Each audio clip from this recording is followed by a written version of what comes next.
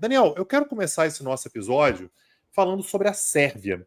Nós tivemos ao longo desse último final de semana agora manifestações enormes na Sérvia. E quando eu falo sobre manifestações enormes, Daniel, é sempre importante colocar em perspectiva, isso traz aí o tamanho da coisa. A gente está falando sobre manifestações que, segundo o governo, reuniram 107 mil pessoas na capital, Belgrado, mas monitores independentes falam que poderia chegar a pelo menos 325 mil pessoas. Talvez mais, mas o que os observadores independentes dizem é que 325 é uma estimativa razoável, é uma estimativa ok, pode ter sido mais. Isso faz, Daniel, com que essas manifestações sejam as maiores da história do país. A gente está falando, Daniel, sobre um país que tem pouco mais de 6 milhões e meio de habitantes. Quando você fala de 325 mil pessoas nas ruas em uma única noite, a gente está falando sobre 5% da população do país. Apenas para traduzir para o que seria no Brasil, Daniel, a gente está falando sobre o Brasil teria, por exemplo, protesto com 10 milhões de pessoas, né? Isso seria 5 milhões, 5%, aliás, da população brasileira. Então, manifestações muito grandes. As manifestações, Daniel, que aconteceram nesse final de semana agora, estão longe de serem manifestações isoladas.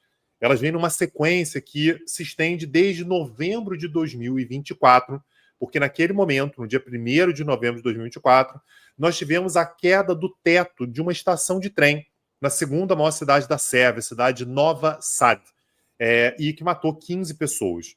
Essa estação de trem, Daniel, ela estava muito marcada pelo fato de que ela tinha tido uma obra de recuperação, uma obra de reestruturação e tal, uma reforma nela toda, que tinha durado 3 anos e tinha sido caríssima. Aliás, com capital chinês, lá na nova Rota da Seda e tudo, e que o governo do Aleksandar Vučić, que é o presidente, ele estava muito engajado, muito envolvido, e um pouco depois da reforma ser inaugurada, ela foi inaugurada em meados de 2024, o teto caiu e matou 15 pessoas. Isso levou, portanto, Daniel, primeiro os estudantes a irem para as ruas para protestarem, né, de forma muito veemente contra o governo, falando sobre corte de gastos, né, então economias em tudo quanto é lugar, o que leva, portanto, a serviços públicos piores, a maior insegurança e também, naturalmente, a corrupção. De início, foram apenas os estudantes. Com o passar do tempo, Daniel, outras forças, outros grupos econômicos do país, políticos do país aderiram também. Então, primeiro, taxistas, advogados, sindicalistas aderiram e, portanto, isso leva a um momento de maior pressão contra o governo de Aleksandar Vučić. Ele está no poder há muito tempo já, ele é um aliado da Rússia, né? Aliás, a Sérvia, historicamente, é um aliado da Rússia, e essas manifestações, Daniel, elas são muito marcantes para a história do país. Ao longo das manifestações no final de semana, aliás, Daniel, a gente teve mais um fato que marcou muito as manifestações, que foi as acusações por parte de manifestantes de que as forças policiais da Sérvia teriam utilizado armas sônicas ou bombas sônicas.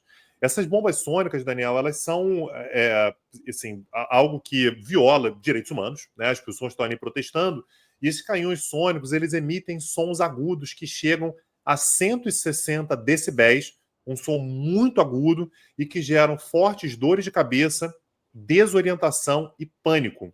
A exposição prolongada a esse som, Daniel, pode levar à ruptura do tímpano e perda irreversível da audição. Tem alguns vídeos, quem quiser procurar para dar uma olhada, e os vídeos, Daniel, mostram que estava tendo um momento de silêncio, os manifestantes estavam fazendo 15 minutos de silêncio, naturalmente fazendo referência aos 15 mortos de novembro de 2024, enquanto está um silêncio enorme, completo, no meio da manifestação, você tem um som muito alto e as pessoas começam a correr de forma completamente desesperada.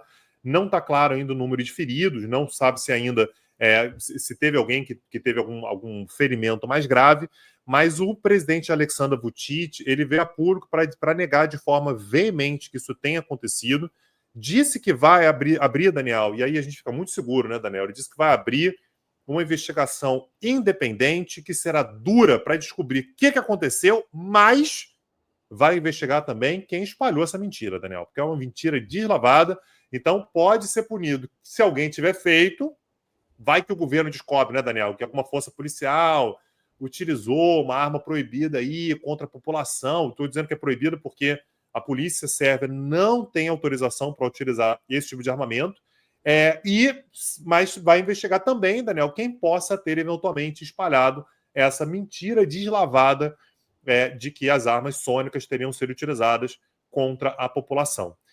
Existe uma expectativa, Daniel, de que o Alexandre Vučić eventualmente renuncie. Ele disse que não vai a lugar nenhum, então a crise ela tende a se prolongar, uma crise muito importante num país que é muito importante para aquela região, para os Balcãs, inclusive para a estabilidade regional. Daqui a pouquinho eu quero falar sobre a Bósnia, Daniel, que está bastante preocupante também, mas sobre a Sérvia, né, o que aconteceu ao longo desse final de semana, foi isso, pressão máxima sobre o governo de Aleksandar Vučić, Daniel.